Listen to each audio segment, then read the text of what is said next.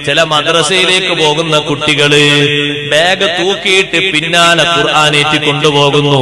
പറ്റൂല മുസ്ലിമേ, ഖുർആനിനോടുള്ള അപമര്യാദയാണ്. ഖുർആന് പിന്നിലാക്കിയിട്ട് നീ എങ്ങനെ മുന്നിൽ പോവുകയോ?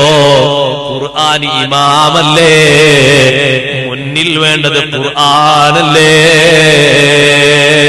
നിന്റെ ഇമാം ആരാണെന്ന് ചോദിക്കുമ്പോ നീ ഉത്തരം പറയുന്നത് വൽ ഖുർആനു ഇമാമി, ഖുർആൻ എന്റെ ഇമാമാൻ.